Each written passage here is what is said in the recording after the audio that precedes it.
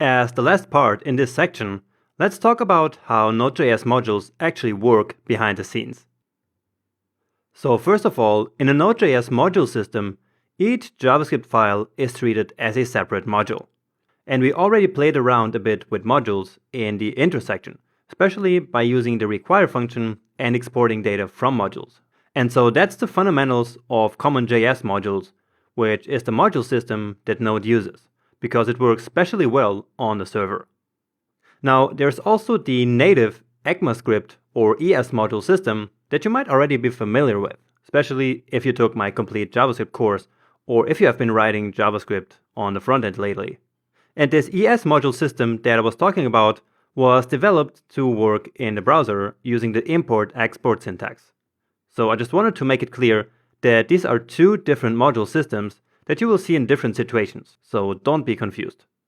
There have also been attempts to implement native ES modules in Node.js, especially using file extensions like .mjs, but so far it's not really become a popular thing to use.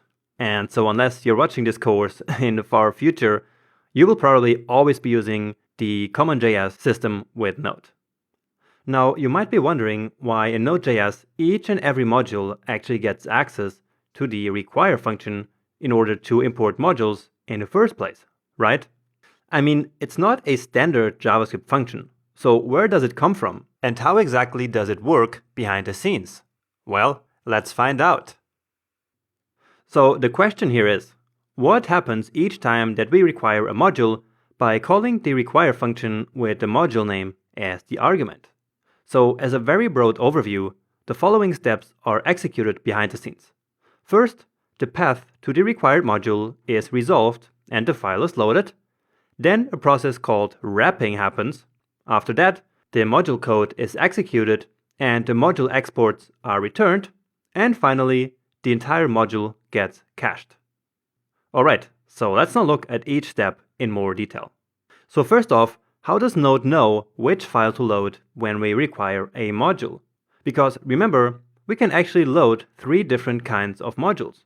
Node's core modules, our own modules, or third-party modules from NPM, like Express, which is the Node framework that we're going to use throughout most of the course. So this process is known as resolving the file path, and here is how it works.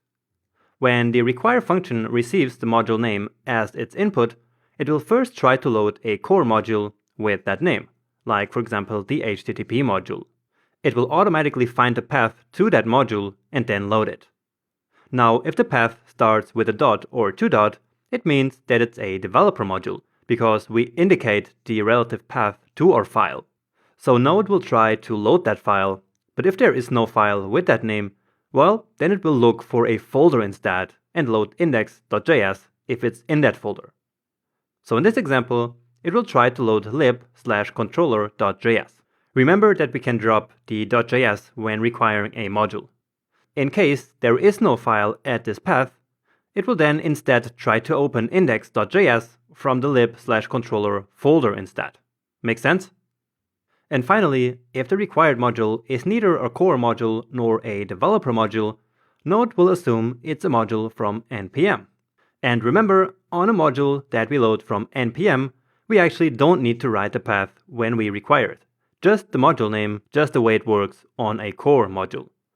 So these third-party modules are stored in the Node modules folder, and so Node will step into that folder and try to find the module there, and then load it. And of course, if the file can't be found anywhere, then an error is thrown and the execution of the app is stopped. Alright, moving on, after the module is loaded, the module's code is wrapped into a special function, which will give us access to a couple of special objects. And so this step is where the magic happens. It is here where we get the answer to the question, where does the require function actually come from, and why do we have access to it? Well, it's because the Node.js runtime takes the code of our module and puts it inside the immediately invoked function expression, or IFI, that you can see here. So Node does actually not directly execute the code that we write into a file, but instead the wrapper function that will contain our code in its body. It also passes the exports, require, module, file name, and dir name objects into it. And so that is why in every module we automatically have access to stuff like the require function.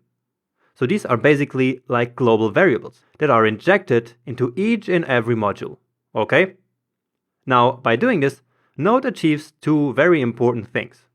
First, of course, is giving developers access to all these variables we just talked about, which is very helpful.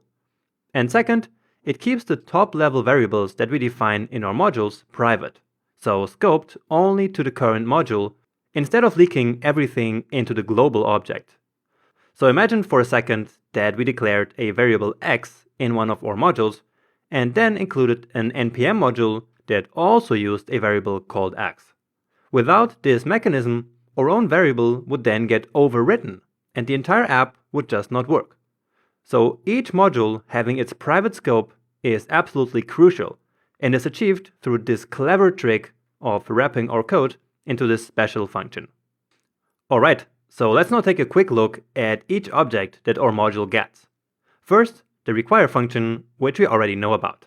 Then there is a module object, which is just a reference to the current module, and which for us is most important when it comes to exporting data. The same applies to the exports object, which we're going to discuss in a moment. Finally, there are the convenience variables file name and dir name, which simply contain the absolute path to the current module's file, as well as the current directory name. And that is how the wrapping step of loading a module works. Next up, the code in the module, or to be more precise, in the module's wrapper function, actually gets executed by the Node.js runtime. So nothing fancy here. Alright, so up until this point, the require function has been called with a module name as the argument, the path to the module's file has been resolved and the file loaded, all the code has been wrapped into the wrapper function, which has then been executed. And so now it's time for the require function to actually return something. And what it returns is the exports of the required module. These exports are stored in the module.exports object. Alright? It might look a little bit like this. So again, in each module we can export variables, which will in the end be returned by the require function. And we do that by assigning variables to module.exports or simply to exports, which is just a pointer to module.exports. We will do this in practice in the next video because I know this sounds kind of confusing when I just say it like this. Anyway, here is what you need to know about when to use module.exports or just exports. So if all you want to do is to export one single variable, like one class or one function, you usually use module.exports and set it equal to the variable that you want to export, just like in this example. On the other hand, if you're looking to export multiple named variables, like multiple functions for example, then you should create these as properties of the export object. For example, if we were doing a calculator module, you could create exports.add, exports.multiply, exports.divide, and so on and so forth. Make sense? Again, we're going to do this in the next video, and it will make more sense to you by then. Okay, and this is effectively how we export and import data from one module into the other. Of course, this is also why we usually assign the result of a require function call to a new variable, so that we can save the returned exports. And now just to finish this video real quick, the last step is that modules are actually cached after the first time they are loaded. What this means is that if you require the same module multiple times, you will always get the same result, and the code in the modules is actually only executed in the first call. In subsequent calls, the result is then simply retrieved from cache. Perfect! So I hope that all the logic behind how to work with modules doesn't really look like magic anymore. It's really important to know how all of this works in order to become a great, and above all, a more independent Node.js developer.